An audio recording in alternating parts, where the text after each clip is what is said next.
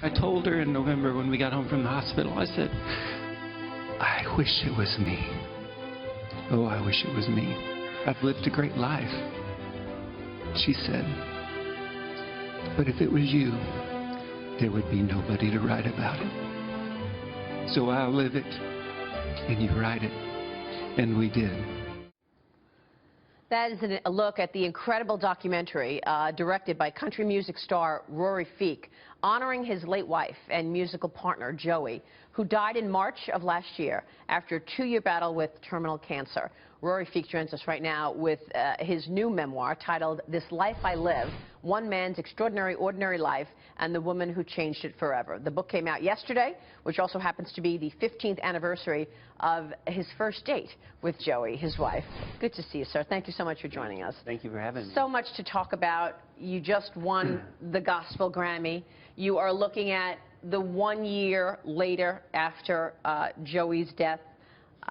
What are your memories of that day? Of the day that she passed away? Of the last 2 years.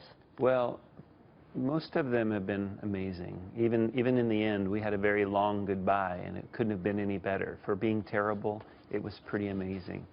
We went home to Indiana for a few days for my wife to visit her family, and we stayed for 5 months. And she passed away last March, and then my little girl and I, Indiana, we drove home, and we've been home since then, back to Tennessee. I'm glad you mentioned your daughter, because you were very honest in the book about your daughter, about your marriage. You said your marriage with Joey wasn't always perfect. What marriage is perfect, right? But what marriage lessons do you want readers to take away from your story? Well, I think that magic's possible, first off. It's possible. And that some of the biggest obstacles can be overcome, with faith, I think, is really the only way we were able to overcome them. And you write and spoke so much about Joey being an inspiration not only to you, but to so many people. What did she do? Tell us about her and why she was such an inspiration. Well, my wife, lived a life in a particular way. She knew what was most important, and she lived it every day, and not just when things were good. In the very end, when she's in her last weeks of life, and she'd been in a hospital bed for months, she's planting seeds in eggshells to grow back in our garden because she wants to raise good food for her baby and her husband to eat. Those are all the kind of things that she did every day of her life, and they didn't change. And so also her hope, right to the very end, even though it was a terrible struggle for her and she went through a lot, she remained positive. She made me smile. She worked hard to make me smile when I don't know how she did it. And her faith. Faith played a really important role. It's amazing. I was going through emails the other day. I saw an email she wrote to one of her friends, and it was filled with, this was on February 23rd, so just maybe a week and a half before she passed away, and the things that she said will last, they'll forever change me. They're so amazing. And so her example to others, but especially to me and our family, is incredible. And the things that you did were also incredibly memorable and impactful. I mean, in the final months or year of her life, you recorded her in many ways. Before Joey's death, you also, the both of you, recorded a gospel album, hymns that are important to us. The album won the Grammy Award this weekend. But first, tell us about the blog and how hard it was for you to be filming her in these final months of her life.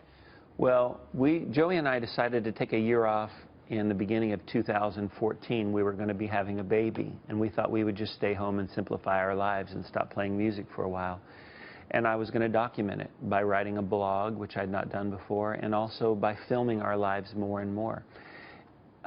And quickly our life turned into something different than we expected. We had this little one, and she was different than we expected. Then my wife was diagnosed with cancer. And I filmed all the way through it, and I took pictures, and I blogged, and I told our story. So that had been going on for a year and a half before cancer returned, and before the time came when we just decided enough was enough.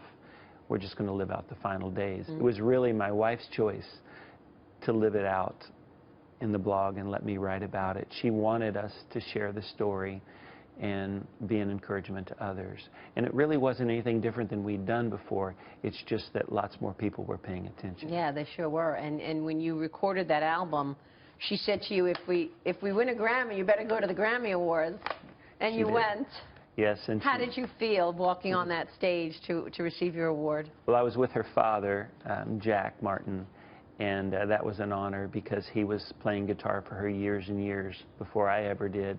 But one of my favorite parts was to be on the stage knowing that she had told me last year before she passed away, you know, if we win the Grammy Award, I'm going to know before you will. So that was pretty special. How special that is. Congratulations to you.